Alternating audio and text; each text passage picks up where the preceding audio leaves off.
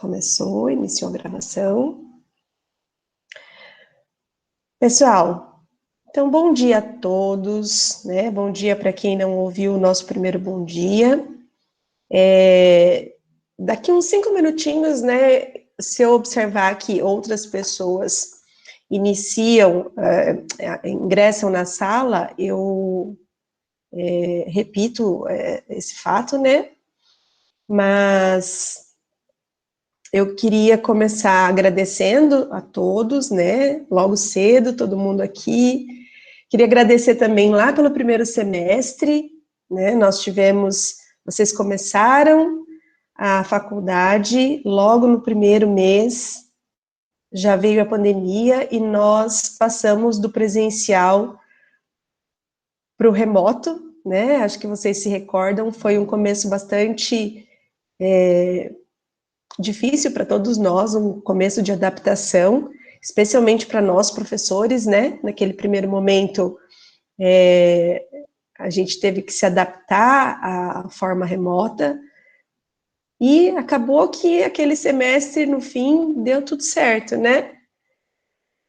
Então, eu estou aqui com vocês mais uma vez, né? Eu espero corresponder às expectativas de todos e contribuir com vocês com o máximo, né, que eu puder a respeito da minha experiência enquanto profissional. Vocês já sabem, né? Desde aquela época eu já comentei com vocês que eu estou já na advocacia há bastante tempo, na instituição também, como o Paulo André comentou com vocês, além da sala de aula, eu também estou no núcleo de prática jurídica, né, com os alunos do último ano do curso, o pessoal do último ano passa pelo núcleo de prática jurídica, e lá é onde a gente desenvolve efetivamente a prática, né? Então, essa disciplina para mim, que é a disciplina de processo civil, é uma disciplina bastante confortável, porque nada mais é do mecanismo que o advogado detém para colocar em prática todo o direito material, né? Então, a gente se utiliza do direito processual, e o direito processual civil, ele é uma fonte subsidiária, né? A partir dele, a gente desenvolve outros tipos de procedimentos, tá? E o professor Paulo me encaminhou o material que ele já havia encaminhado para vocês, né?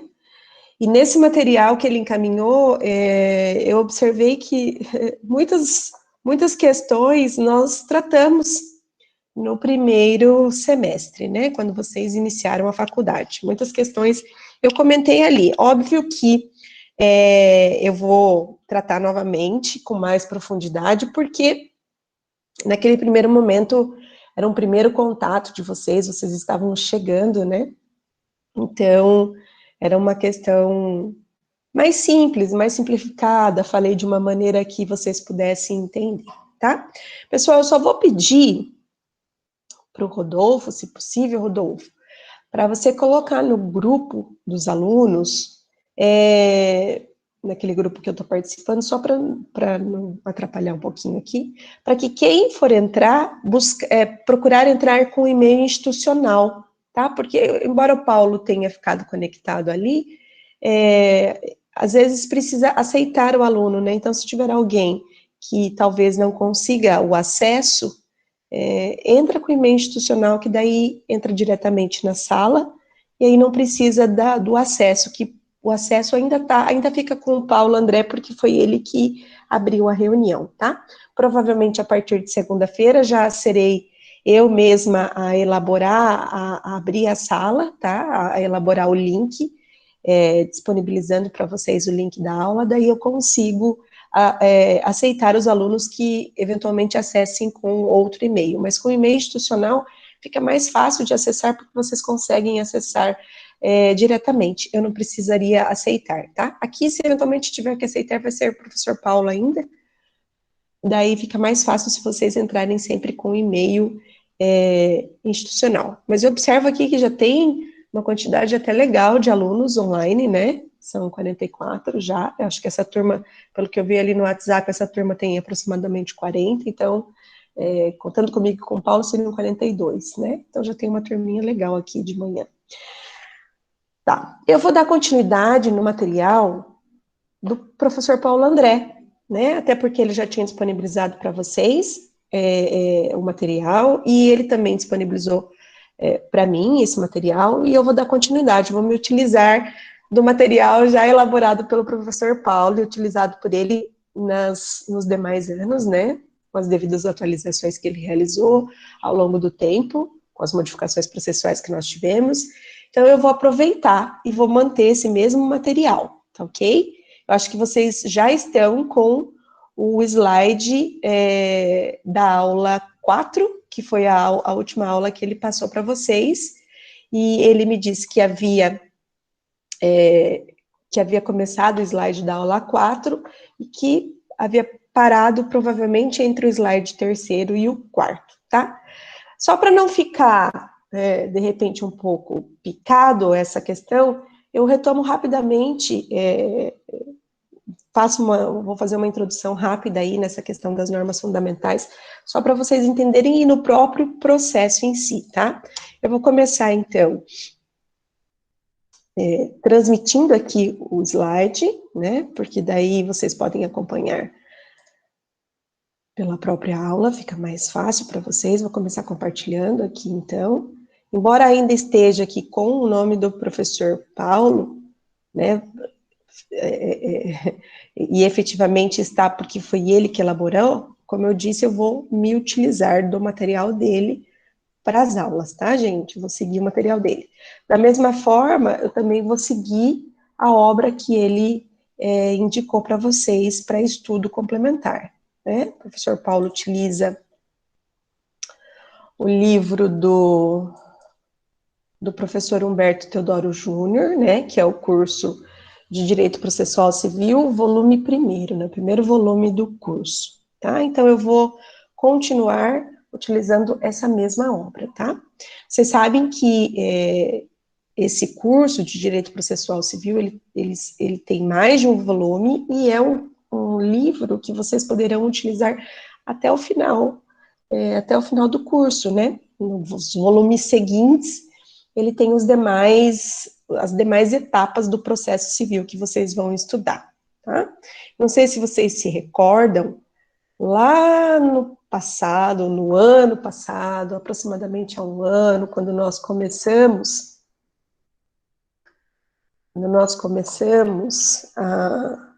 as aulas, né, eu acho que eu comentei bastante a respeito do processo, né, do processo, inclusive, enquanto mecanismo para a efetivação dos direitos materiais, né. Só para estabelecer, eu creio que o professor Paulo já tenha falado isso para vocês, mas só para estabelecer um parâmetro para vocês entenderem isso, vocês percebem que durante o curso, vocês estudam direito civil e direito processual civil. Vocês vão estudar direito penal, direito processual penal, direito do trabalho, direito processual do trabalho. Na verdade, essas três são as três grandes áreas, né? A gente tem outras áreas, mas que acabam se utilizando do próprio processo civil. Os três grandes processos que a gente se utiliza mais é justamente do processo trabalhista, né? Tem processo eleitoral também, mas em tese do processo trabalhista, do processo civil e do processo penal, tá?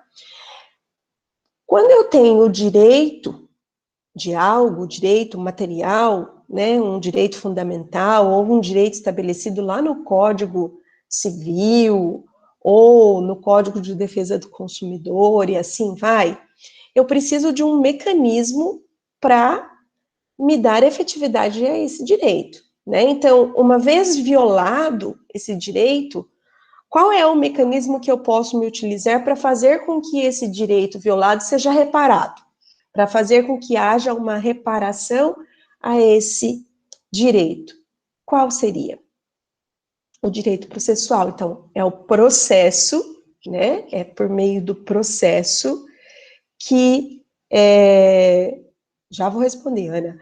É por meio do processo que a gente consegue fazer com que esse direito que estava violado seja reparado, tá?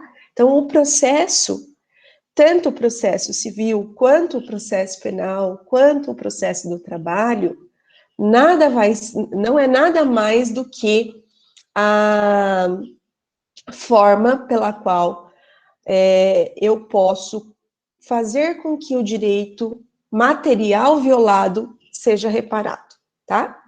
E às vezes, né, é necessário passar pelo Poder Judiciário em razão da necessidade da declaração do juiz para um reconhecimento de uma relação, para a constituição ou desconstituição de uma relação, ou para a questão condenatória, tá? Então, às vezes, não é só efetivamente uma reparação do direito em si, né, o pagamento de valor, a entrega de um bem, mas às vezes é também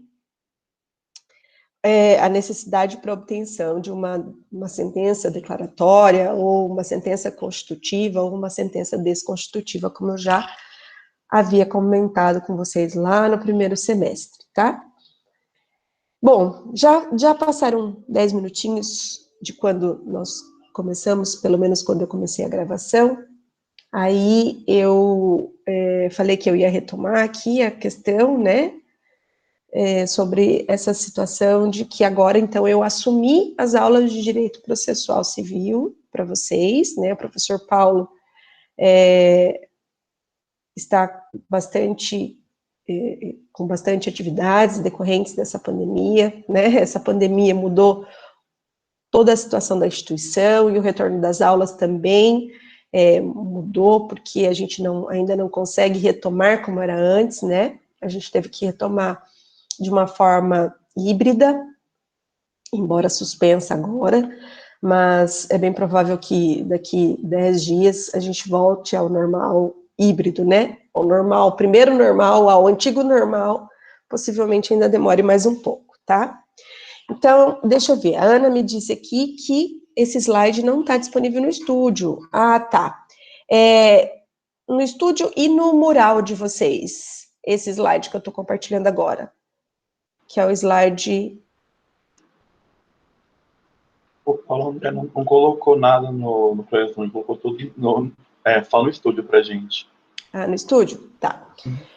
Tá, então nem no mural, nem no estúdio. Não tem problema, tá, gente? Eu coloco. Por enquanto, vamos fazer o seguinte, ó. Esse slide da aula 4,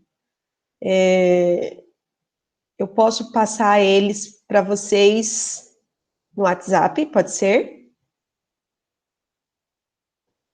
Porque daí vocês... Deixa eu tirar aqui a apresentação. Eu passo agora para vocês acompanharem. Apesar de que vocês podem acompanhar por aqui também, né? Mas rapidinho eu passo para vocês lá no WhatsApp. Provavelmente eu terei acesso à turma até sexta-feira, tá? Provavelmente até sexta-feira eu tô com acesso ao mural, ao Classroom de vocês e ao estúdio. Então, até lá a gente regulariza, né? Eu coloco lá para vocês. Deixa eu passar aqui agora, para ficar mais rapidinho.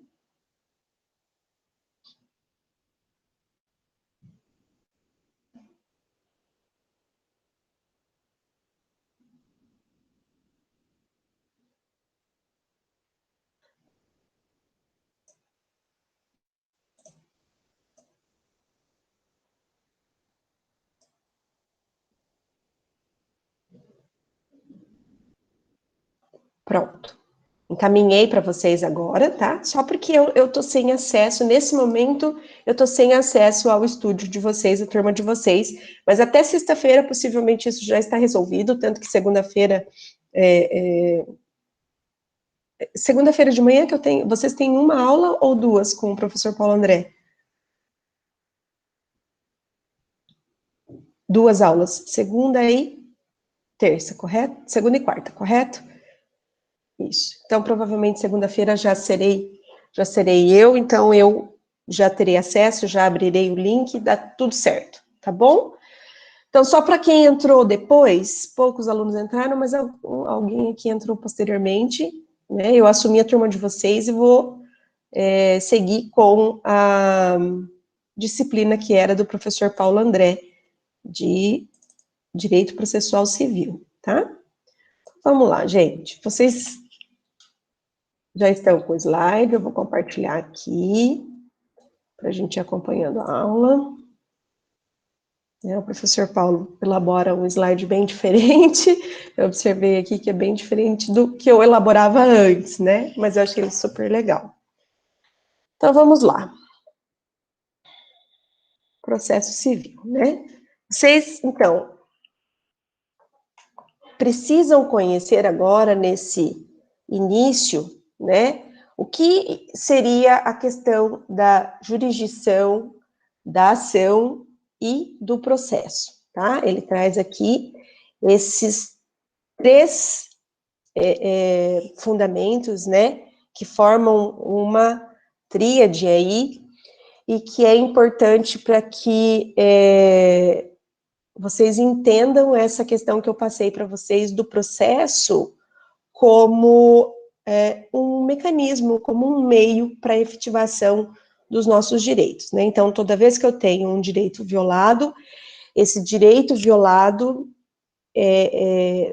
me dá a possibilidade de buscar reparação pela via judicial. Vocês sabem também que não é só pela via judicial, né? Vocês já estão no terceiro semestre, e no terceiro semestre vocês passaram por uma disciplina, no segundo semestre, que foi a disciplina de clínicas. E na disciplina de clínicas, vocês estudaram a possibilidade de... vocês estudaram a possibilidade de utilizarmos de outros mecanismos que não apenas o processo. Vocês se recordam que vocês estudaram as questões a respeito, as possibilidades de conciliação, mediação e arbitragem, né? Dentro dessas três hipóteses, né, a conciliação, a mediação e a arbitragem, nós temos uma possibilidade de resolução de conflitos extrajudiciais, né, antes do processo. Então, é possível se utilizar da arbitragem, é possível se utilizar da mediação ou da conciliação antes da via judicial, né, de uma forma a evitar a via judicial, né? Se utilizaria desses mecanismos para evitar a via judicial. Por outro lado, também é possível se utilizar da conciliação, inclusive da mediação, posteriormente a isso, né? Então, uma vez iniciado o processo, é possível, depois do processo iniciado, que as partes se conciliem, né? Em qualquer momento, tá? A conciliação, ela não é restrita a um primeiro momento, ela não é restrita à audiência inicial, que é designada para esse fim. Em qualquer momento no processo, é possível que as partes façam uma composição, tá? Um acordo, uma conciliação. Isso é sempre possível. É óbvio que, se ela for feita dentro do processo, nós vamos obter uma sentença judicial que vai por fim ao processo em razão desse acordo, seria uma homologação pelo juízo desse acordo, tá? Então, sempre vai ser possível a realização da composição. Mas nós temos meios, né, pelos centros, pelo Sejusc, que vocês provavelmente aprenderam a respeito dele com a professora Andréia, sempre vai ser possível a conciliação, tá? A conciliação ou a mediação, ou antes, né, do processo, a arbitragem, tá? Bom, então vamos lá, vamos dar prosseguimento aqui. Então, o professor Paulo traz aqui os slides, né, essa questão do processo, da jurisdição e da ação, tá? Vou trazer aqui os 3 itens que ele vai explicar rapidinho aqui. Pronto. Então, vamos lá. Primeira coisa, o que é jurisdição, né? Qual é o conceito dessa questão da jurisdição? O que seria jurisdição? A jurisdição, ela é prestada pelo Estado, né? Por meio do Poder Judiciário, por meio dos órgãos do Poder Judiciário.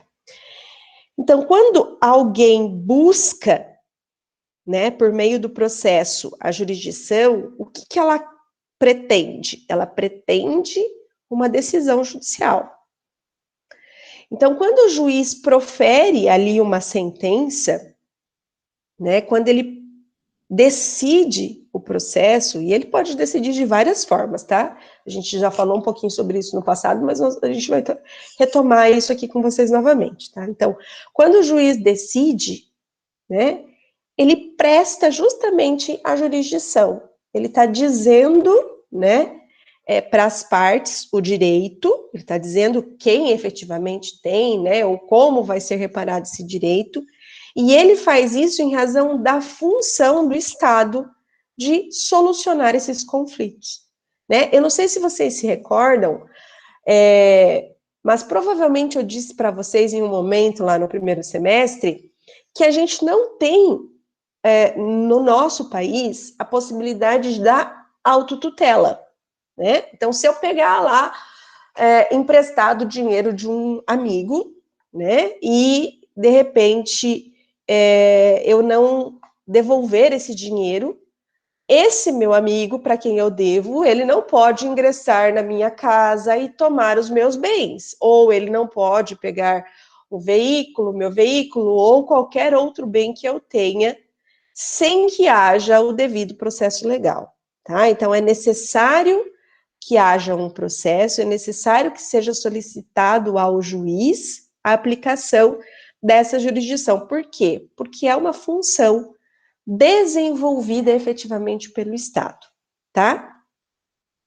E para que possa ser desenvolvida, né, para que eu possa me utilizar da jurisdição, para que eu tenha jurisdição, eu preciso da ação, né? Eu preciso dessa ação, que nada mais é do que esse direito subjetivo que é reconhecido a todos, de acessar ao Poder Judiciário para fins de tutelar os nossos direitos que são lesados ou ameaçados de uma eventual lesão, né?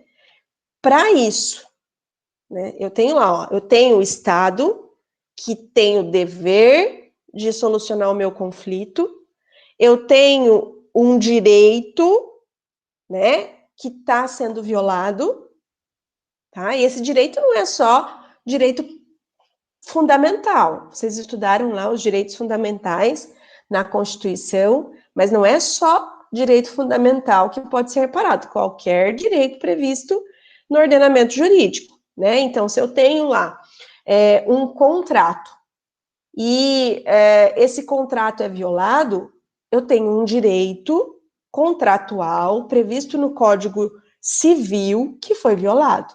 Então, uma vez que eu tenho o direito violado, qualquer direito, qualquer que seja esse direito, quando eu tenho esse direito violado, eu tenho também o direito de ação, o direito de ir ao Poder Judiciário para reparar esse direito violado, tá?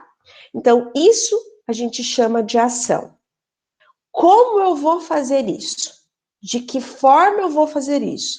Como eu chego ao Poder Judiciário? Quem lembra da petição inicial? Alguém se recorda da petição inicial que nós falamos lá atrás?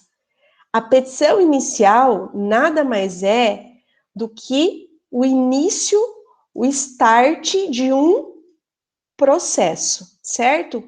Então, o processo nada mais é do que o mecanismo, o método que vai ser observado, né? É um método que vai ser observado, vai ser utilizado tanto pela parte que teve o direito violado, como pelo próprio juiz e pela parte contrária. ele vai ser utilizado para que a gente possa chegar a essa jurisdição, para que a gente possa chegar a essa solução do conflito jurídico, tá? Provavelmente o professor Paulo André falou para vocês, durante as aulas que vocês tiveram com ele, provavelmente ele falou para vocês que o processo nada mais é do que uma receita de bolo. Ele disse isso para vocês? Não, não deu tempo. Mas ele diria isso, tá? O processo nada mais é do que uma receita de bolo, tá? Então, o que que acontece?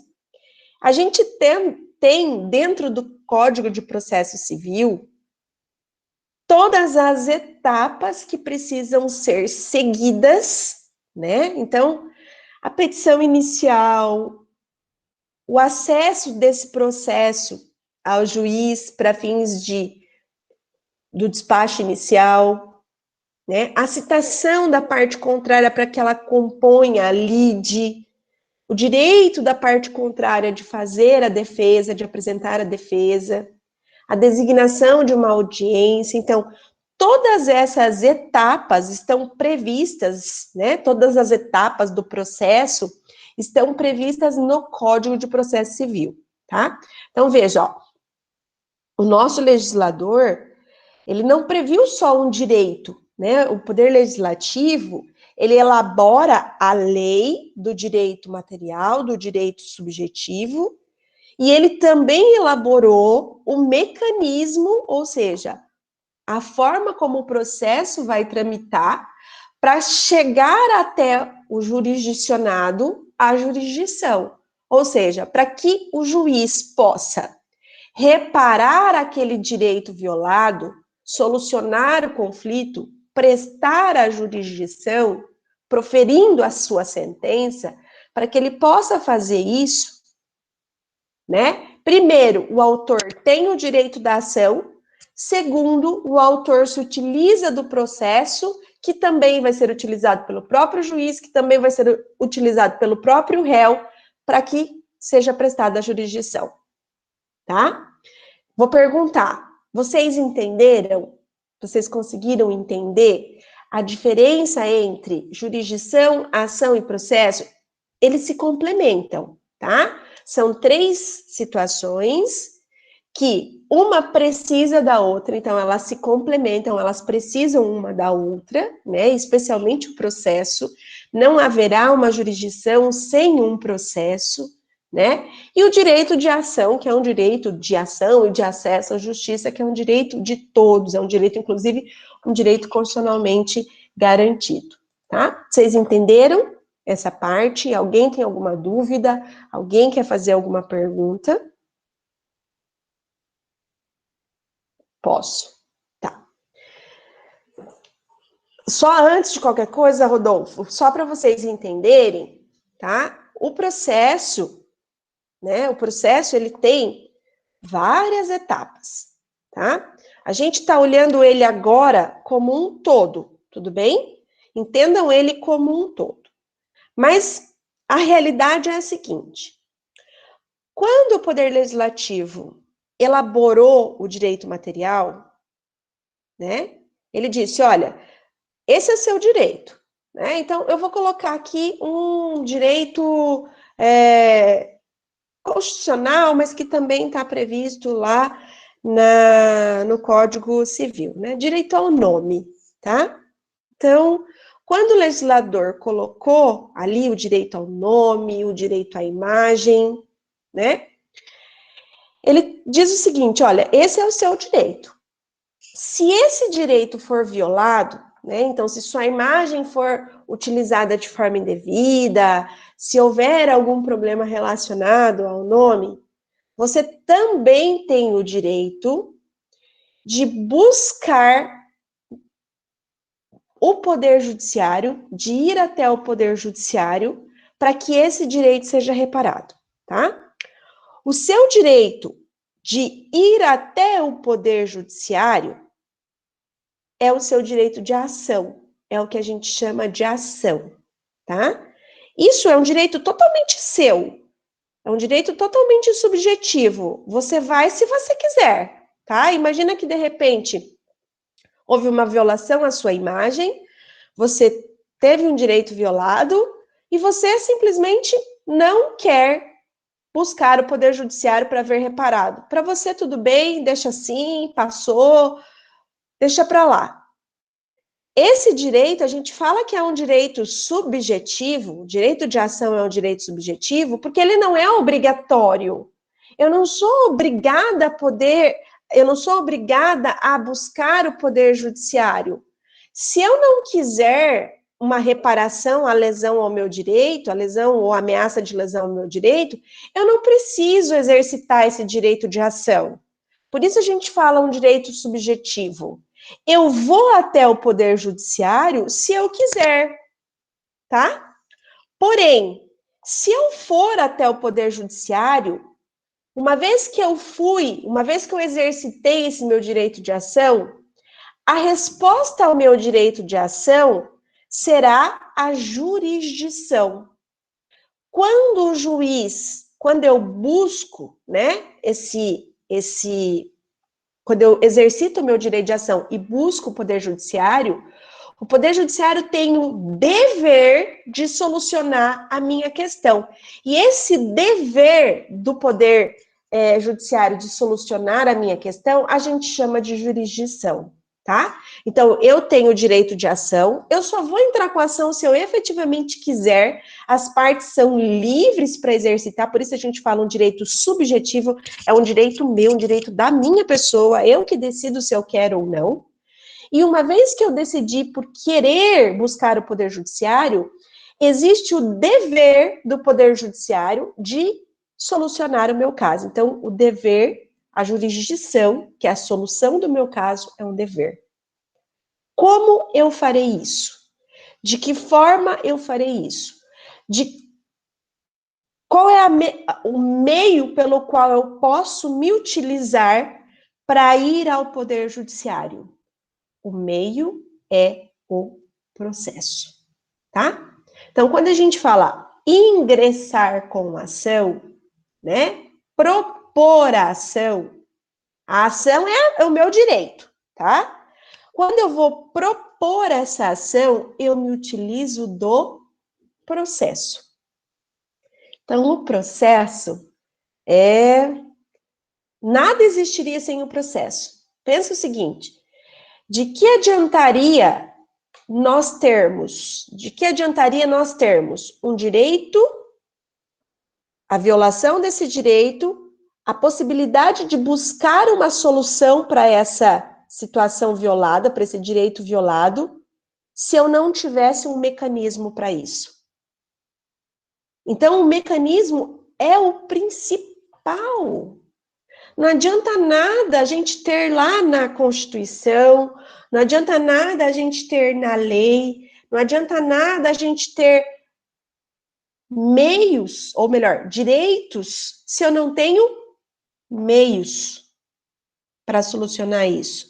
E esses meios é o que a gente chama de processo.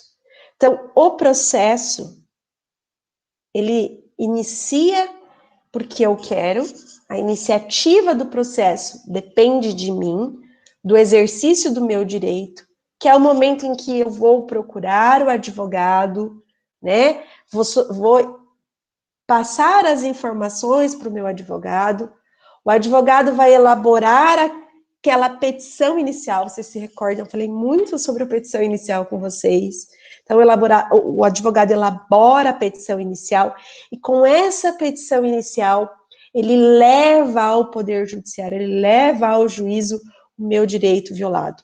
Ele concretiza o meu direito de ação, né? Quando ele distribui a minha petição inicial, quando ele propõe o meu processo, propõe a minha ação, ele está exercitando o meu direito de ação, tá? Então, o processo é necessário para isso, tá? E de que forma que eu vou chegar nessa sentença? Seguindo todos os passos previstos para esse processo, tá?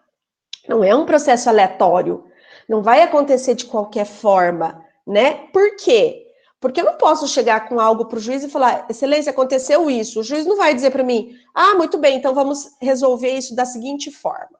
No seu caso, eu vou resolver desse jeito, e no caso do outro, eu vou resolver do outro. Não, não funciona assim, tá? O juiz precisa seguir todas as etapas do processo, até porque é necessário uma segurança jurídica para o jurisdicionado, né? Eu sou a parte autora, eu sou jurisdicionada. Se eu sou a parte ré, eu também sou uma jurisdicionada, né? E eu não posso ter surpresas ao longo desse processo. Então, para que não haja surpresas em decisões judiciais, o processo ele tem etapas a serem observadas e a serem seguidas, né?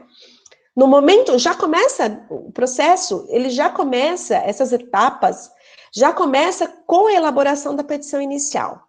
A elaboração da petição inicial já tem todos os requisitos a serem preenchidos para que esse processo já comece de uma forma correta, né? Então, a gente precisa seguir sempre todas essas etapas, que a gente chama de processo, desde o início até o seu fim. Eu preciso seguir todas essas etapas para que eu possa ter uma jurisdição, para que eu possa ter uma solução do meu conflito, tá? Só que o Estado, ele não pensou só nisso. O poder legislativo, inclusive, quando ele elabora a lei material e a lei processual, ele não disse só, eu vou colocar etapas aqui a serem seguidas para dar uma garantia jurídica a todos os jurisdicionados. Quem quiser procurar o judiciário ou quem for acionado no judiciário, sabe exatamente como o processo vai seguir. Ele não fez só por isso, tá? Ele fez também pensando em outros princípios, né? Existem outros fundamentos para que haja o processo e para que esse processo seja uma receita de bolo, vamos fazer assim, vamos falar assim, vou me apropriar de uma terminologia que o professor Paulo André sempre se utiliza para falar a respeito do processo. Por quê? Para dar certo, né, a gente tem que seguir essas etapas passo a passo, tá? Para que dê certo, eu preciso seguir essas etapas passo a passo. Mas por que elas existem? Qual é a finalidade delas? Por que tem um processo? Por que nesse processo eu tenho que seguir os requisitos? Por que eu tenho que fazer uma petição inicial? Por que tem que ter uma audiência de tentativa de conciliação? Por que existe a possibilidade do réu apresentar a sua defesa? Por que o juiz pode dar uma decisão antecipada quando a gente faz o pedido de tutela de urgência ou evidência? Por que o juiz pode fazer isso? Por que existe a possibilidade do juiz se retratar? Tudo que está no Código de Processo Civil tem um porquê. Eles estão ali, aquelas etapas estão ali com um fundamento, tá? E esses fundamentos é justamente o que a gente estuda no início.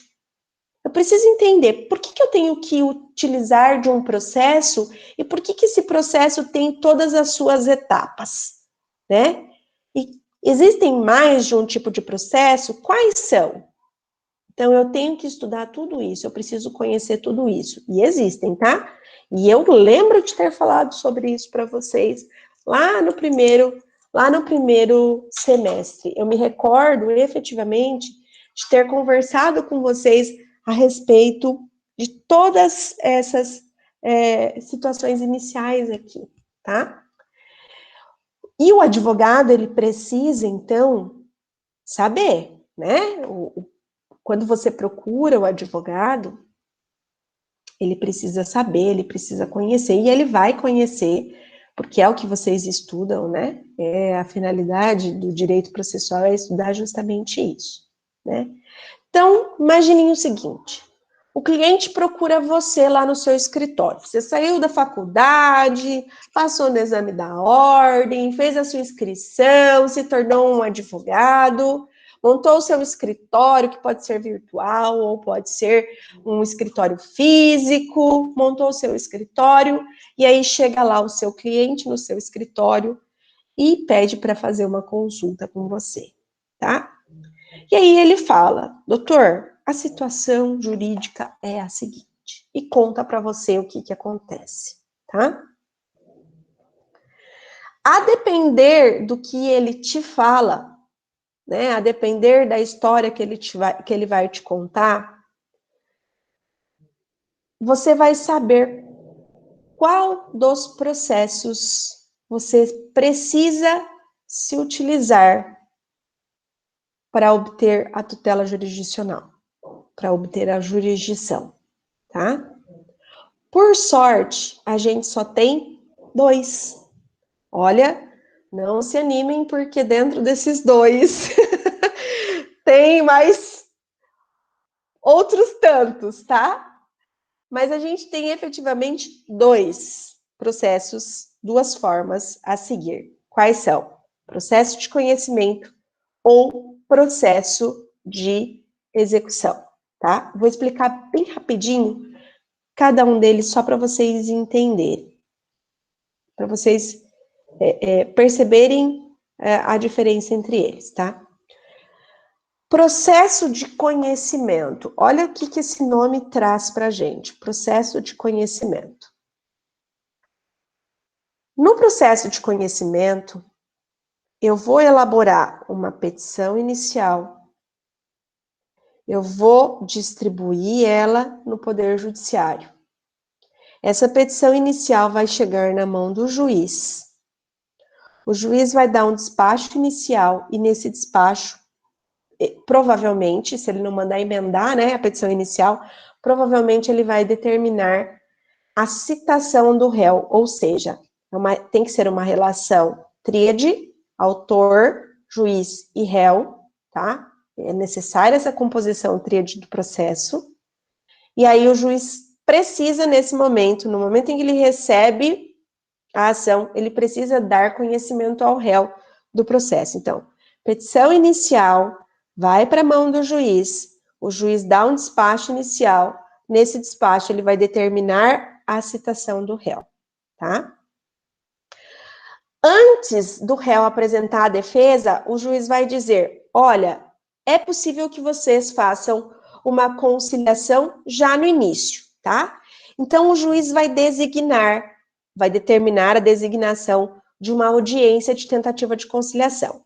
Essa primeira audiência de tentativa de conciliação não é feita pelo juiz efetivamente, tá? Essa primeira tentativa de conciliação é feita por conciliadores, por mediadores, que fizeram um curso específico para isso, para trabalhar nessa situação. Por quê?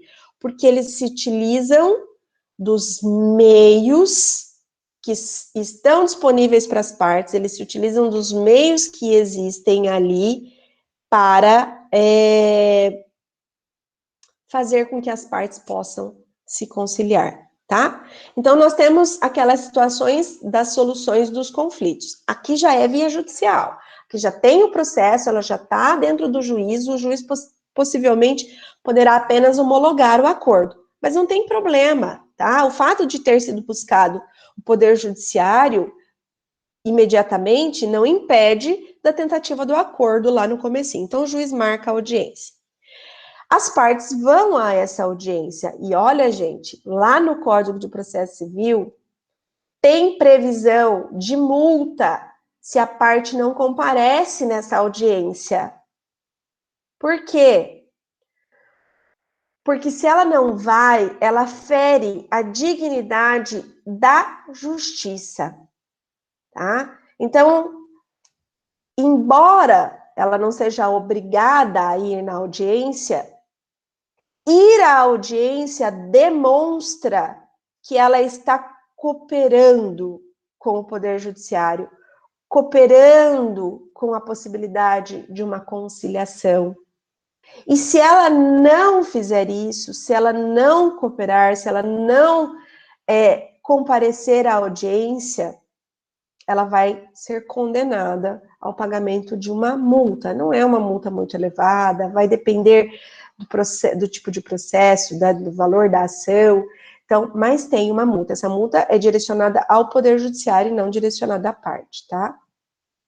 É certo que tanto o autor quanto o réu podem dizer ao juiz: não queremos audiência de conciliação, queremos seguir com o processo, tá? Mas uma vez que o autor não falou nada, ele concordou com a audiência inicial e o juiz designou essa audiência inicial, o réu sozinho não pode dizer eu não quero, eu não vou. Ele tem que ir, tá? Quando ele vai, ele está demonstrando boa vontade. E se ele não demonstrar boa vontade com o processo, a gente tem um probleminha aí. Então, veja, ó, processo de conhecimento, primeira tentativa, primeira situação, petição inicial, despacho do juiz, tentativa de conciliação. Não sendo possível a conciliação nessa audiência, a parte ré tem a possibilidade de apresentar a sua defesa. Uma vez que existe a petição inicial, existe a defesa, e dentro dessa petição inicial e dessa defesa, os advogados se utilizam de todas as argumentações jurídicas possíveis para tentar convencer o juiz, a partir dessa formação, dessa lide. O que nós temos na etapa seguinte? Produção das provas, tá? Então, depois de apresentada a defesa, inicia-se dentro do processo uma fase, que é a fase de produção de provas, tá? Depois da fase de produção de provas, quando o processo já estiver preparado, né, o juiz já sabe exatamente o que o autor quer na inicial, já sabe exatamente o que o réu alegou, cada um teve a oportunidade de produzir provas a respeito dos seus argumentos, vem a sentença, tá? Então, a sentença, ela só vai ser prestada pelo juiz depois de todas essas etapas. Quando o juiz dá a sentença, as partes, especialmente a parte que se sentiu prejudicada, tem a possibilidade de recorrer dessa audiência. E esse recurso é direcionado ao nosso tribunal. Por quê? Porque sempre vai existir a possibilidade desse juiz de primeiro grau ter cometido um erro. Um erro no momento do procedimento ou um erro no momento de julgar. Então, um possível erro do juiz dá o direito às partes a um recurso, que nada mais é do que uma revisão de todas essas etapas e da sentença desse juiz, tá? E aí o recurso é feito pelo tribunal. Se o tribunal disser, olha, a sentença está correta, mantém-se a sentença. Se o tribunal disser, a sentença não está correta, o tribunal substitui aquela sentença por outra sentença, que a gente chama de acórdão, né? Então, o tribunal pode modificar a sentença inicial se houver ali um erro em judicando. No momento de decidir a lide, o juiz pode ter se equivocado. Isso acontece? Claro que acontece. O juiz vai interpretar o processo, o juiz vai interpretar a lei, o juiz vai tentar, sempre que possível, dar uma decisão quanto mais justa possível. Mas ele pode errar, assim como qualquer pessoa. O advogado pode cometer algum erro na petição inicial, o réu pode cometer algum erro na contestação, assim como o juiz pode cometer algum erro durante o processo ou em sua sentença, dando direito ao recurso. Quando o tribunal decide, né, e não cabe mais outro tipo de recurso, ou a parte nem quer recorrer, a gente diz que aquela sentença transitou em julgado, ou seja, aquela sentença se tornou imutável. A partir desse momento é que começa o direito efetivo do autor, a reparação efetiva do direito do autor. Então, veja, ó, dentro do processo de conhecimento, eu tenho que passar várias etapas até chegar na decisão judicial, até que essa decisão se torne imutável, ou seja, não haja mais nenhum recurso dela, né? O tribunal não tem mais a possibilidade de alterá-la. E quando chegar nessa fase de não ter mais essa possibilidade de alteração, é que eu cheguei no momento de ter o meu direito reparado. Ou seja, eu vou pegar aquela sentença e eu vou fazer cumprir, tá? Então, imagina que o processo, algo bem simples, vamos colocar algo bem singelo aqui. Vamos colocar que eu sofri um dano à minha honra, né? E eu ingressei com uma ação pedindo um dano moral porque eu me senti ofendida em relação a uma situação, então eu quero uma indenização, uma reparação em pecúnia, em dinheiro, a respeito desse dano que eu sofri, tá? Então eu entro com a ação no Poder Judiciário, né? Entro com o processo, minha petição inicial pede nada mais do que a indenização por danos morais, tá? Para eu receber essa indenização, para que esse dinheiro possa chegar à minha mão e reparar esse dano, eu preciso passar por todo esse processo de conhecimento. Eu preciso alegar os meus direitos para o juiz, esperar a parte ré se defender. Eu preciso produzir as provas, eu preciso esperar a sentença do juiz, eu preciso que essa sentença do juiz se torne imutável para que então eu possa pedir ao juiz o dinheiro, para que esse dinheiro venha no processo de alguma forma.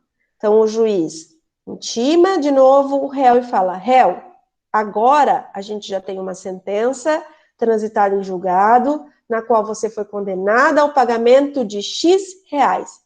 Pague. E se ele não pagar, o que vai acontecer? O juiz vai expropriar bens desse réu para que eu possa, de alguma forma, receber esse dinheiro. Então, o juiz pode penhorar dinheiro em conta bancária, penhorar veículos, penhorar imóveis, né? Para quê?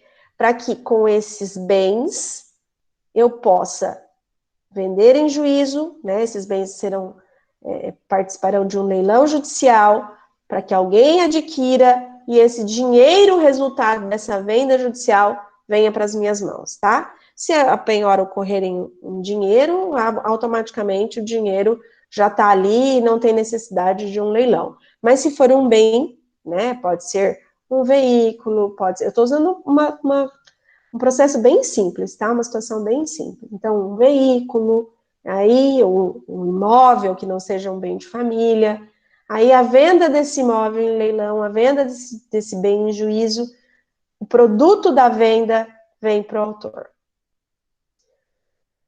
Percebam todas as etapas. O processo de conhecimento, então, ele se inicia com o meu pedido judicial e ele se finda no momento em que o meu pedido inicial é satisfeito. O dinheiro que eu pedi lá na petição inicial chega na minha mão. Esse é o momento em que o processo se encerra. Eu precisei de todas essas etapas. Qual é o outro processo? O outro tipo? Esse é o processo de conhecimento. E o outro, que é o processo de execução. Como ele acontece? Ele pula toda aquela etapa, que eu tive que fazer em entrar com o processo, esperar o juiz citar o réu. Não, isso ainda tem no processo de execução, mas é diferente, tá? Designação da audiência, tentativa de conciliação, a contestação, que mais? A sentença, a produção da prova, a sentença do juiz, as etapas de recurso, até chegar no momento em que o juiz diz para o réu, pague. Ele pula tudo isso, tá? No processo de execução, começa com o juiz, começa com a minha petição inicial e o juiz dizendo para o réu, pague. Por quê? Por que eu não preciso passar por um processo de conhecimento? Porque no processo de execução, eu tenho em mãos um título. E esse título a gente chama de título executivo. Esse título me faz pular todas essas etapas, me dá o direito de pular todas essas etapas. Mas, professora, que títulos são esses? Vários são os títulos que possuem força executiva, que dão o direito ao advogado entrar diretamente com o processo de execução, sem ter a necessidade de passar pelo processo de conhecimento. Exemplo: cheque, duplicata, contrato assinado por 2 testemunhas, entre outros, tá? Se a gente pegar o Código de Processo Civil, a gente pegar o nosso CPC, Código de Processo Civil, nós vamos encontrar, né, Lei 13.105, de 2015, porque em 2015 nós tivemos a alteração de todo o processo, muita coisa se mudou lá em 2015, para sorte de vocês, vocês já vão estudar o novo, né? Nós temos lá, vamos pegar lá, títulos executivos. Os títulos executivos, né, eles podem ser judiciais e extrajudiciais, tá?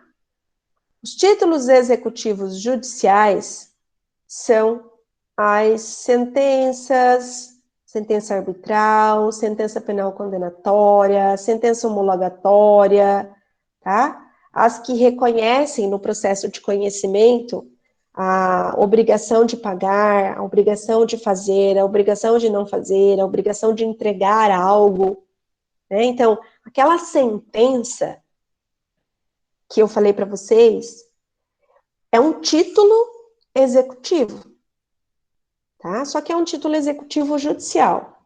Imagina que, sabe aquela audiência, dentro do processo de conhecimento, aquela audiência de tentativa de conciliação? Imagina que a gente foi para a audiência de tentativa de conciliação, o réu compareceu, as partes fizeram um acordo, fizeram uma composição, o juiz homologa essa composição, né? Só que a parte ré não cumpre. Pronto, eu tenho um título executivo judicial, que é essa decisão homologatória desse acordo, né?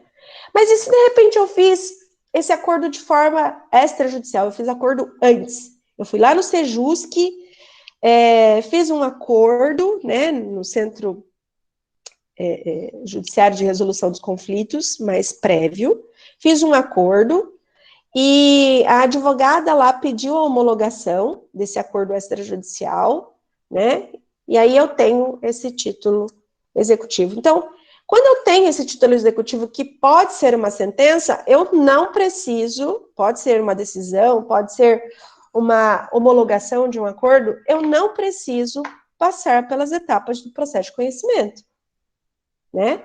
Além dos títulos executivos, então, judiciais, eu tenho também os títulos executivos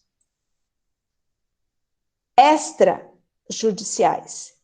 E o título executivo extrajudicial, que é o documento que vai me dar direito a ingressar com processo de execução, diretamente, execução já imediata, eu não preciso passar pelo processo de conhecimento. Os títulos executivos extrajudiciais estão lá no artigo 784 do Código de Processo Civil, tá? Então, por exemplo, vou usar um exemplo aqui, que foi o exemplo até que a Andréia escreveu aqui pra gente. O cheque. Professora, meu Deus, o que é cheque? Eu não sei, nunca ouvi dizer. Já ouvi falar, mas nunca vi, não sei o que é, né? Cheque é um documento, cheque é um documento que a gente utiliza para efetuar o pagamento de algo, né? Então, imagina o seguinte, alguém aqui conhece cheque ou alguém de vocês não conhece o cheque? Eu vou partir do princípio de que alguém não conheça, tá? Se alguém não conhecer, pode falar, não é demérito nenhum. Cheque é algo do passado. Imagina o seguinte, eu tenho um dinheiro, mas esse dinheiro está no banco, tá? Não está comigo. Eu posso me utilizar do meu cartão, ir lá no banco, pagar com esse cartão, né? Eu posso entrar em qualquer estabelecimento e utilizar o meu cartão para debitar lá. Nota promissória é outro, é quando o dinheiro não está no banco. Mas basicamente assim, o dinheiro está lá no banco, né? E eu vou fazer o pagamento de uma conta, mas eu não tirei o dinheiro do banco. E eu fiz uma compra grande e eu preciso pagar. Comprei um carro à vista, vou pagar esse carro à vista. Comprei o carro. Fui lá na loja do carro, né? Na garagem, que tá lá para vender o carro, no estabelecimento comercial. Cheguei lá e falei, eu quero comprar esse carro, mas meu dinheiro tá no banco. Para que eu não tenha necessidade de ir lá no banco, sacar a importância, entregar o dinheiro para a pessoa, o que eu posso fazer? Eu posso utilizar o cartão, né? Que pode ser um cartão de crédito ou um cartão de débito. O cartão de débito, a hora que você passa, ele desconta automaticamente, o dinheiro tem que estar no banco, efetivamente. Ou eu posso entregar um cheque, tá? O que vai acontecer? Esse cheque, né? Quem pegou o cheque vai lá no banco e vai entregar para o banco. O banco vai fazer uma transferência daquele dinheiro que está na minha conta para o dono do cheque, para quem está portando o cheque, tá? Então, o cheque é isso. Eu vou explicar, Andréia, o cheque, só para vocês entenderem o que é isso, né? O que seria isso. Mas não tem só o cheque, tem a nota promissória, tem a duplicata, são vários, ó, vamos lá. Quem lembra como que eu faço vocês se recordam como que eu faço, ó, para acompanhar? Eu vou apresentar de novo a minha tela aqui, para vocês, vou parar a apresentação daquela tela, vou voltar a apresentar, peraí, vamos lá, vou apresentar a tela inteira.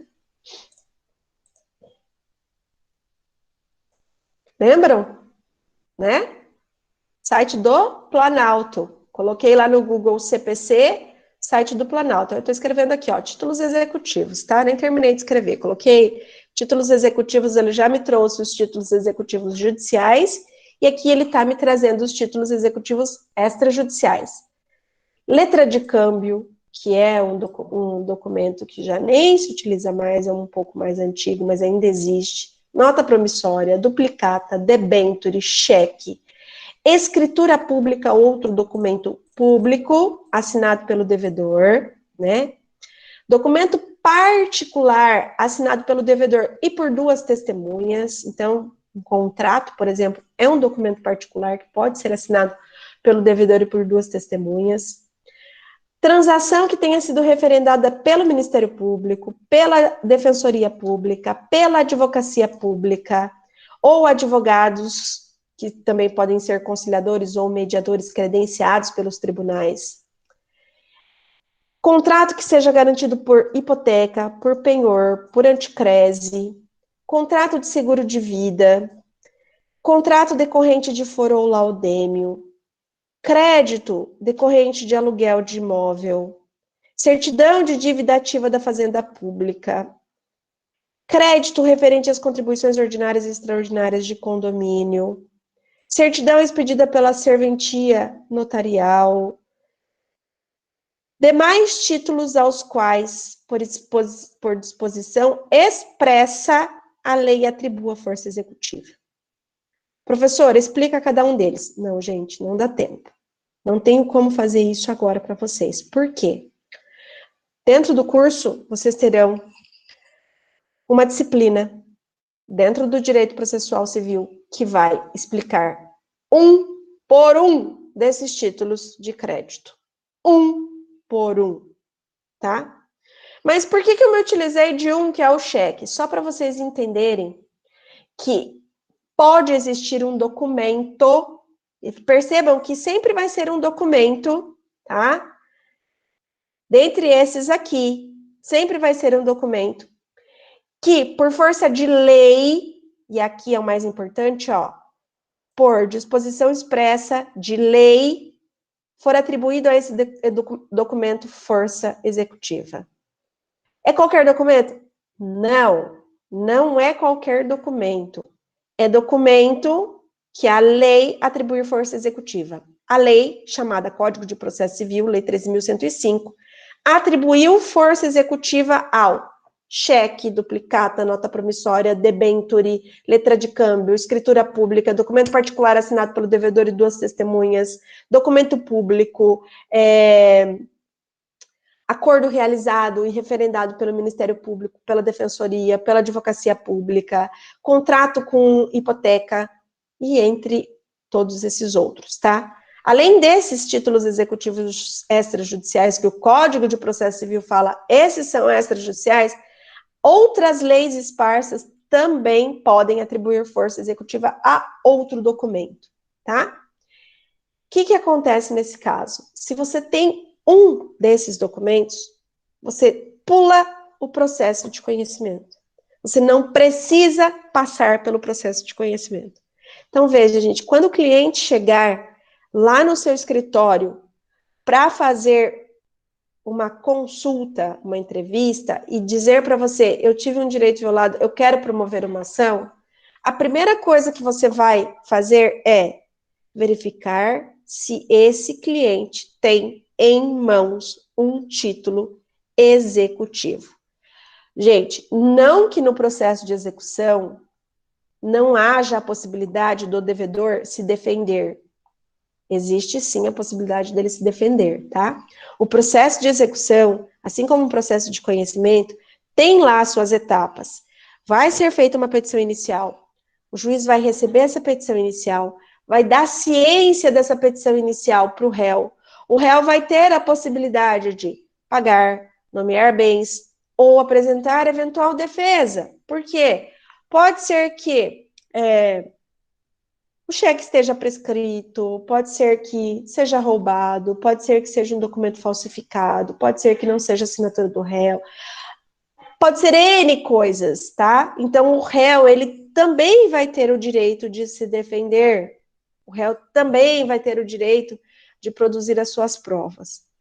Porém, a partir do momento em que é apresentada a execução, ela vai ser muito mais rápida, ela vai ser muito mais célere. As defesas do réu são restritas a alguns determinados fatos. Não abre-se a produção de provas igual acontece no processo de conhecimento, tá? Existe a possibilidade, sim, haverá, sim, essa questão do contraditório, sempre existe essa questão do contraditório da ampla defesa, não só no processo de conhecimento, como no processo de execução, porém ela é de forma diferenciada, tá?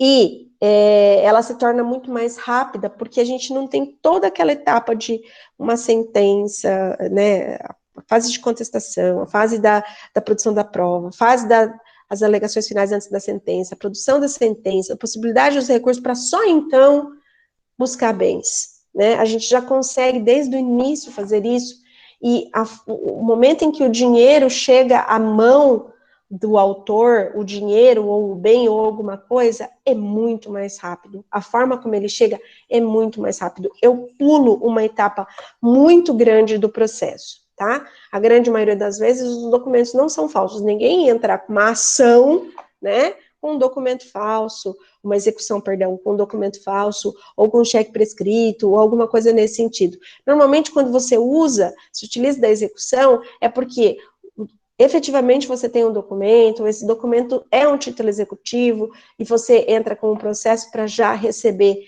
o seu direito, tá? Para já ter o seu direito lesionado, reparado. Então, a execução, observem, ó, a execução pula toda a etapa do processo de conhecimento, ou quando ele existir dentro da execução, né, ele é bem resumido, porque sim, existe a possibilidade na execução do réu se defender, entenderam? Não é, ele tem o título, entrou com a ação, o juiz vai expropriar os bens dele, penhorar, mandar leilão, vender, pegar o produto e entregar para o autor. Não, não vai ser assim, sem que o réu possa eventualmente se defender, caso haja uma possibilidade de defesa, tá?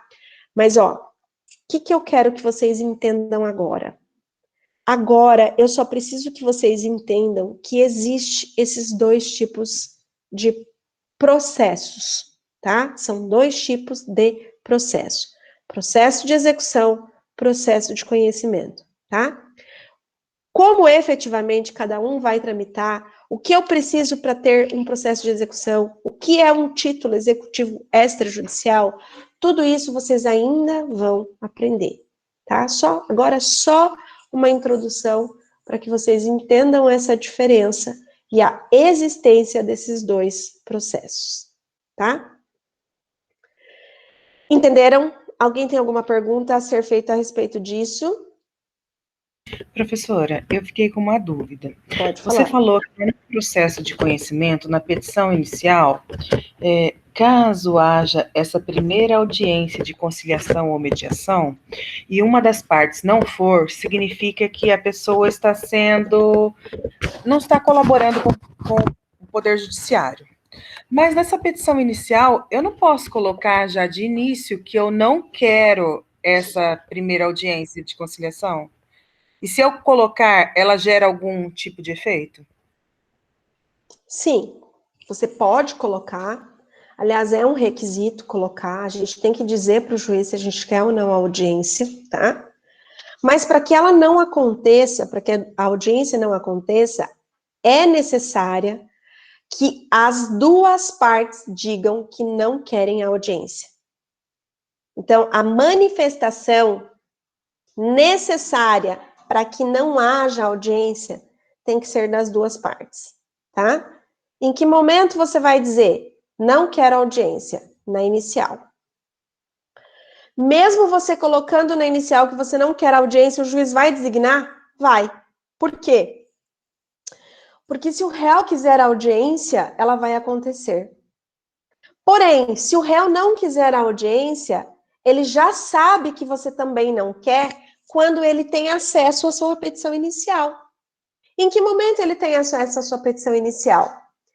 Quando ele recebe a citação do processo, tá? Então, quando o oficial de justiça ou quando o correio manda a citação, né? A citação pode ser por carta ou pode ser por mandado, né? Então, pode ir pelo correio, a citação pode ir pelo correio, mas a citação também pode ser feita por um oficial de justiça, tá? Então, a citação vai dizer ali, ó, existe um processo, o processo foi proposto pelo autor fulano de tal, o processo tem um número X, o processo está tramitando na comarca Y, tem todos os dados lá. Esse réu, então, vai ter acesso a essa petição inicial e vai saber exatamente o que a parte autora está pretendendo com o processo, tá? Com essa ação que ele promoveu.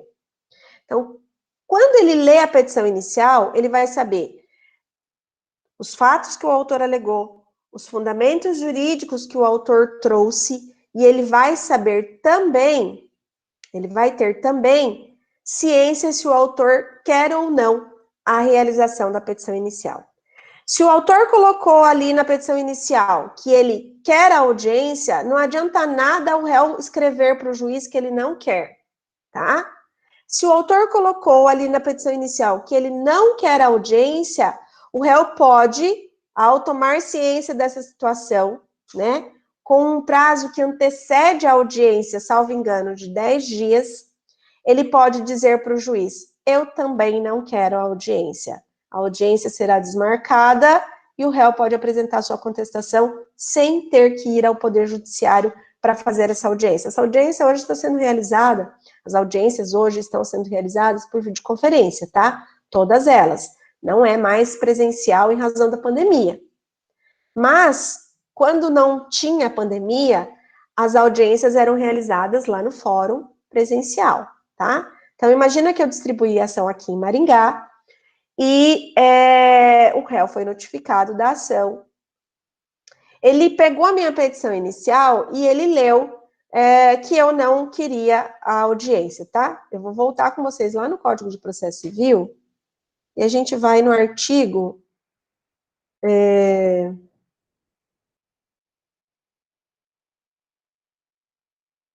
requisitos da petição inicial, tá? Lá nos requisitos da petição inicial, que está no artigo 319, um dos requisitos é, inciso 7º, a opção do autor pela realização ou não da audiência de conciliação ou mediação. Então, ele tem que colocar na petição inicial, tá? Já o réu poderá, deixa eu achar aqui o artigo em que ele pode dizer que ele não quer. Espera só um minutinho aqui. Tá. Olhem o artigo, quem já tiver com o código aberto aí, vou mandar o link aqui no chat para vocês, para quem não tiver com o CPC aberto. Ó, aqui, tá? Esse é o do CPC. Olhem aqui no CPC, para mim, por favor, acompanhem aqui comigo, o artigo 334. Esse artigo fala da audiência de conciliação e mediação, tá? Inclusive, ele fala lá, ó, se a petição inicial preencher os requisitos, né, ou seja, se ela preencheu todos os seus requisitos, e não é o caso do juiz dizer de cara que a ação vai ser julgada improcedente, ou seja, dizer, você não tem esse direito, né? Eu vou explicar isso para vocês quando isso vai ser possível. Então, o juiz vai designar essa audiência de conciliação ou mediação, né?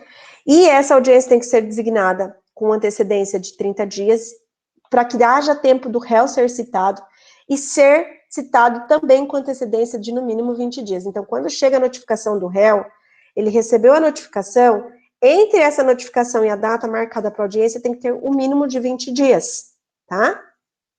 Aí, vejam lá, ó, marcou a audiência, ó, quando o juiz fala, marca a audiência e cita o réu. Primeiro o juiz fala, marca a audiência. Então, a primeira coisa é marcar a audiência, depois cita o réu. Quando o serventuário vai marcar essa audiência, ele tem que observar, ó, até a citação do réu, até chegar a carta lá na mão do réu e acontecer a audiência, ele tem que ter ali, pelo menos, chegou na mão do réu, até a audiência tem que ter no mínimo 20 dias. Então, ele vai marcar essa audiência, ó, jogando essa audiência lá para frente, né, pensando assim, por que 30 dias, ó? 30 dias, né? Para que haja, dentro desses 10 dias, a citação do réu, então, para que confeccione a carta, para que vá pelo endereço, para que chegue no réu, pelo menos uns 10 dias. E 20 dias, mais ou menos, entre o recebimento da carta pelo réu e a audiência designada, tá? Aí, vamos lá no parágrafo 5º. Ó, parágrafo 5º lá diz assim. Parágrafo 5º do artigo... deixa eu apresentar para vocês aqui.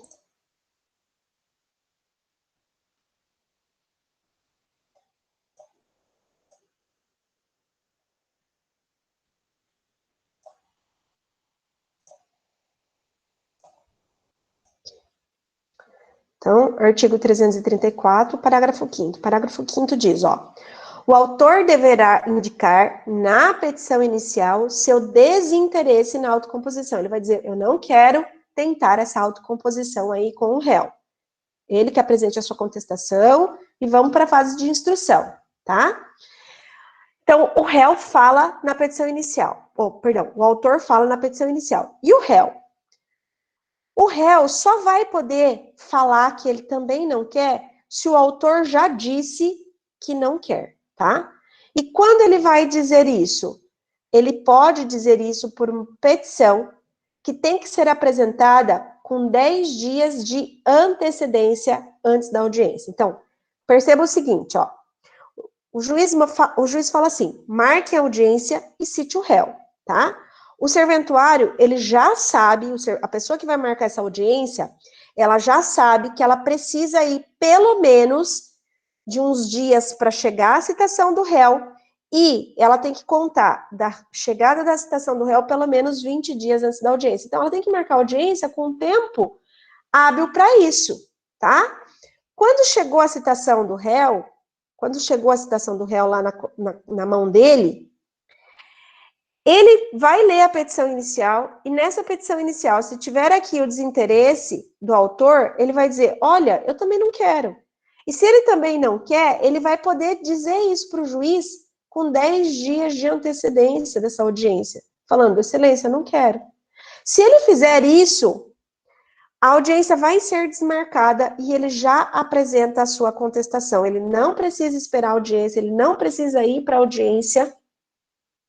Ele já começa, a partir do momento que ele protocola essa petição, já começa o prazo dele para apresentar a contestação, ele tem 15 dias para apresentar a contestação, e a audiência não vai acontecer e ninguém vai ser multado, tá? Então, veja bem, para que essa audiência não aconteça, ambos precisam dizer para o juiz que eles não querem a audiência, tá? Os dois precisam dizer, senão a audiência vai acontecer, ó.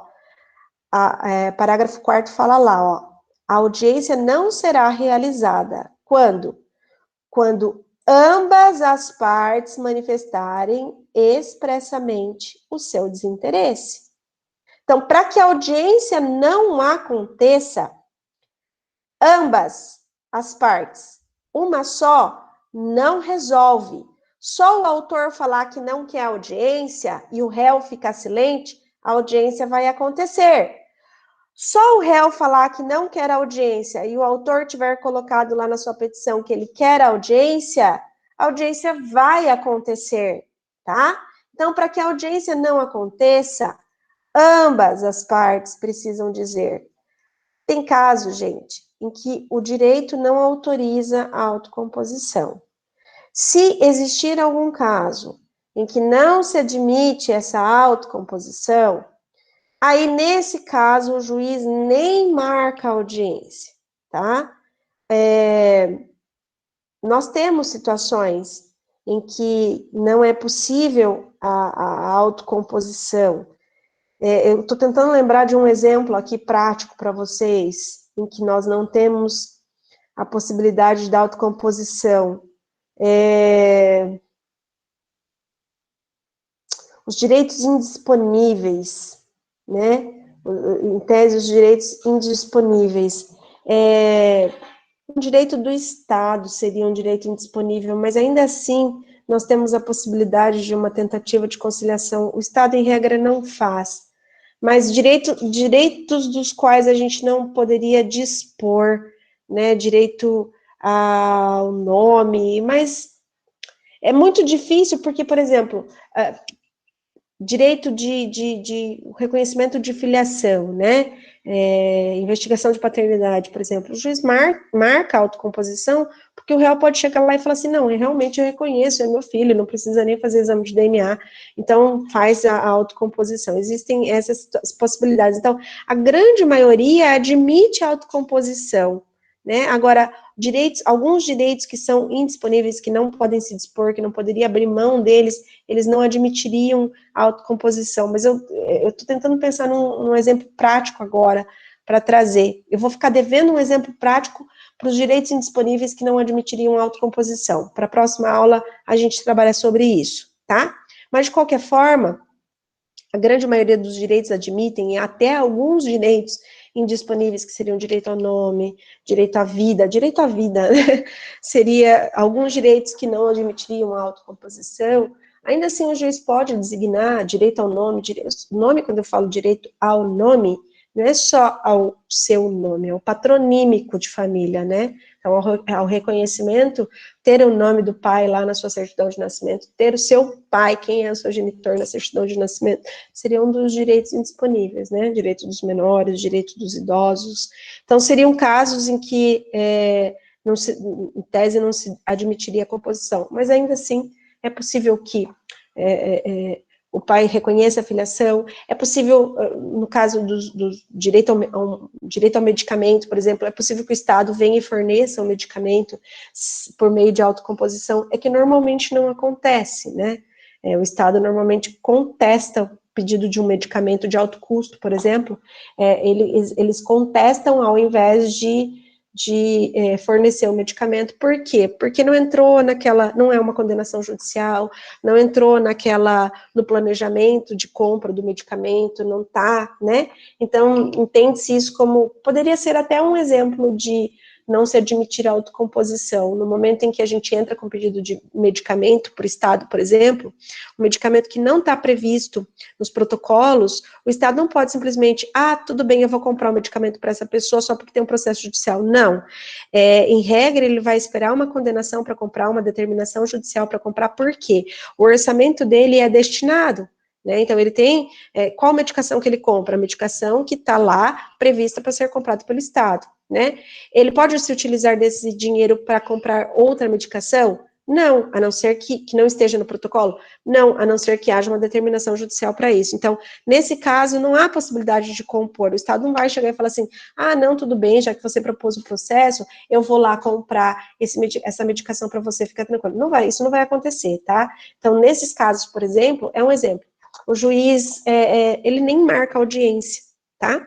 Nos pedidos de medicamento, ele nem marca audiência. Por quê? Porque o Estado não tem como se autocompor ali. Ele precisa, em razão da lei de orçamentos, né, da lei orçamentária, ele precisa só destinar o dinheiro que estava previsto para uma situação, ele precisa destinar só depois de uma ordem judicial, nesse sentido, tá? Então, aí, o juiz não marca audiência, tá? Eu estava tentando lembrar de um exemplo, e me surgiu esse exemplo da medicação agora, tá? Então, direitos que não admitem autocomposição seriam direitos indisponíveis, tá?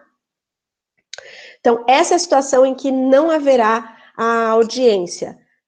Direitos que não admitem a autocomposição, né?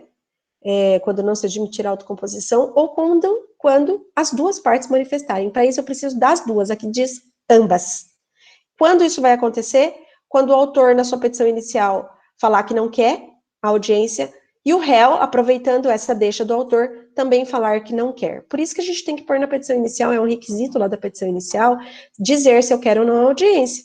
Porque se eu coloco que eu não quero, o réu também pode manifestar que não quer, tá?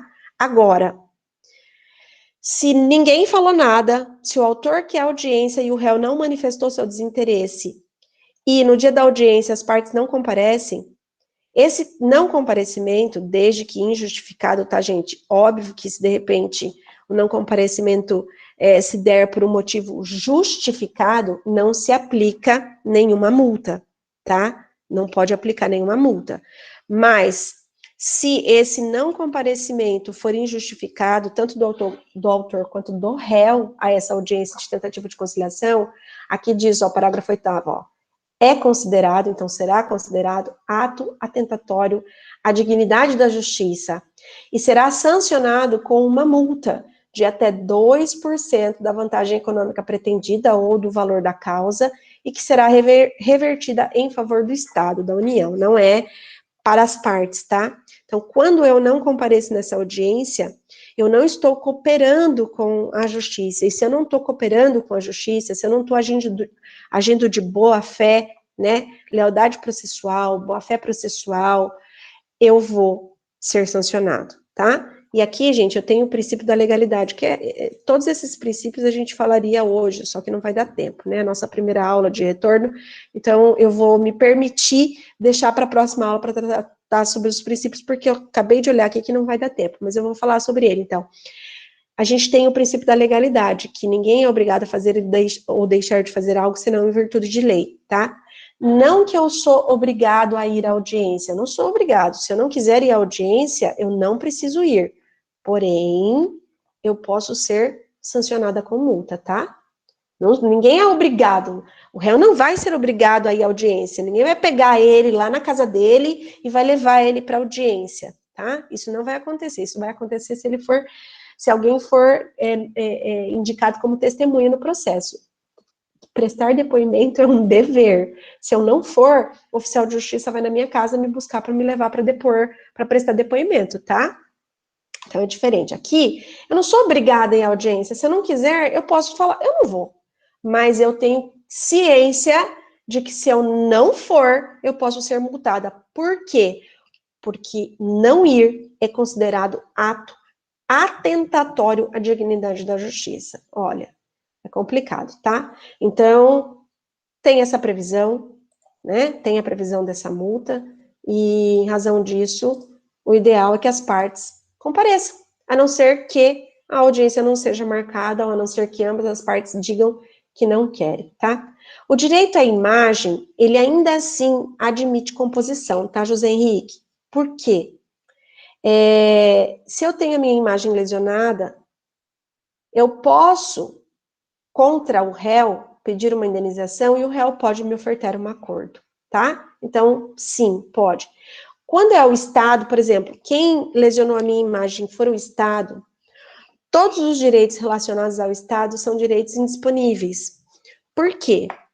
O Estado que eu digo aqui, eu quero me referir município, Estado e União, tá? Por quê? Tudo entra nessa questão da lei orçamentária, tá? Então, qualquer tipo de indenização que eu peça para o poder público, para o poder executivo, município, Estado ou União, né? Qualquer indenização que eu peça em relação a esses três, eu tenho que ter ciência de que eles não podem ofertar um acordo, uma composição, né? O Estado não faz. Por quê? Quando o Estado utiliza do dinheiro, ele, antes de utilizar o dinheiro público, né, ele faz um orçamento, né, então ele fala, ó, para isso eu vou gastar tanto, para aquilo eu vou gastar tanto, para aquilo eu vou gastar tanto. Então, toda vez que tem uma decisão, né, uma condenação, esse dinheiro que tem essa destinação, né, então o juiz determina o pagamento, esse dinheiro, ele é justificado em razão da condenação, né, então tem lá, e aí o pagamento pelo Estado, ele acontece por meio de RPV ou por precatório, né, então União, Estado e município, quando eles vão pagar algo, eles só pagam por meio de RPV ou por meio de precatório, né, esse dinheiro tem que entrar no orçamento. E para entrar no orçamento, ele tem que ser ou por determinação judicial ou por previsão orçamentária, né? Então, ou é prévia, ou é prévio, isso é prévio, né? Então, imagina que eles querem desapropriar o imóvel, por exemplo. Para desapropriar o imóvel, vai ter uma lei que vai falar do interesse público, que vai dizer que aquele imóvel tem que ser adquirido para um determinado fim. Aí o Estado vai inserir esse dinheiro no orçamento e vai comprar, por meio da desapropriação, o imóvel, né? Vai pagar a indenização da desapropriação do imóvel, tá? Tá lá no orçamento, foi previsto. Quando entra com uma ação, não tá no orçamento aquela ação, não entrou no orçamento público aquela ação. Então, o que o Estado tem que fazer? Ele não pode tirar dinheiro de lá, né? Senão ele fere a lei orçamentária. Precisa de uma condenação judicial. Então, o Estado normalmente não faz acordo em razão disso, porque ele precisa da condenação, e nessa condenação o juiz vai falar para receber por meio de RPV. Aquela execução que eu falei para vocês ali, tanto o cumprimento da sentença no processo de conhecimento, quanto a execução de um título extrajudicial, quando a gente tem o Estado, né, o juiz não fala para o Estado, pague em 24 horas, em 48 horas, sob pena de penhora. Não funciona assim, né? É diferente. Entra no precatório, tem que ser precatório. Então, o formato da execução contra o poder público é diferente do formato da execução contra uma pessoa comum, tá? Pessoa jurídica ou pessoa física comum, não importa. É diferente em razão justamente do direito indisponível do Estado. O Estado não pode dispor de verbas sem ter uma lei orçamentária ou uma condenação judicial nesse sentido, tá? Até porque a condenação judicial, ela entra na lei orçamentária, né? Quando for por RPV, que é valor mais baixo, tem um prazo menor para pagar, mas quando for por precatório, o prazo é maior, então ele entra nesse ano para pagar no ano que vem. Então, sempre tá, por determinação judicial, entra na lei orçamentária, tá? Então, deixa eu só, para finalizar a aula, a gente falta um minutinho, rapidinho, para finalizar a aula. Peraí, deixa eu ir lá na telinha, né? A gente estava falando do processo de conhecimento, então, para finalizar a aula, dentro desse processo de conhecimento, nós temos vários princípios que a gente precisa observar, tá? Mas eu vou falar na próxima aula, então. Aí, antes disso, eu vou falar sobre os nossos pedidos, né? Essa questão do pedido, todo o processo de conhecimento até chegar a essa sentença. Depois eu vou trabalhar com vocês também a questão do pedido declaratório, constitutivo e condenatório. Eu lembro disso lá no primeiro semestre, de ter falado sentença declaratória, sentença constitutiva, sentença condenatória. Se o pedido é declaratório, a sentença será declaratória. E assim vai, tá? Na próxima aula a gente trabalha sobre isso. Vou trabalhar sobre os princípios também com vocês, tá? Depois dos pedidos condenatórios, declaratórios, constitutivos e condenatórios, a gente fala sobre os princípios, tá? Porque quais são os fundamentos, quais são os princípios que o processo tem? Por que o juiz tem que seguir essas etapas, né? Por qual razão? Então, a gente vai falar sobre isso na próxima aula, certo? Gente, deu horário, 9h40, tá? Deixa eu só passar uma questão aqui para vocês. Com a alteração, né, a gente estava no modelo remoto, né? O ano passado a gente fez um modelo remoto, nesse ano nós iniciamos no modelo remoto, e nós passamos para o modelo híbrido, que era o presencial com o remoto, tá? Quando nós passamos para o modelo presencial, que vocês tiveram aula na segunda-feira, né, o Paulo teve o prazer de dar aula para vocês presencial, eu não consegui, não consegui isso, mas quando aconteceu isso, a instituição nos dispensou de atividades semanais para vocês, tá? Só que agora nós tivemos a suspensão das aulas no presencial, nesse modelo híbrido. E, a princípio, não teve alteração nessa questão das atividades, tá? Por quê? Porque é temporário, né? Pelo menos 15 dias, lá até dia 7 de março, que o prefeito colocou no decreto. Então, é temporário. Em razão disso, eu não fiz atividade para vocês hoje, tá? Porque a instituição tinha liberado, né? Só o professor efetivamente quiser, se o professor efetivamente quiser, ele faz a atividade, tá? Então, em razão disso, eu não fiz atividade para hoje, tá? Eu vou esperar orientação, né, para saber se para a próxima segunda-feira da nossa aula haverá necessidade da atividade ou não, mas para hoje não tem, tá? Então, nós iniciamos a aula às 8 horas, né? Eu segui até às 9h40, que é o horário que começa o nosso intervalo, e por isso eu não vou apresentar, não vou deixar atividade para vocês hoje. Hoje não tem, tá?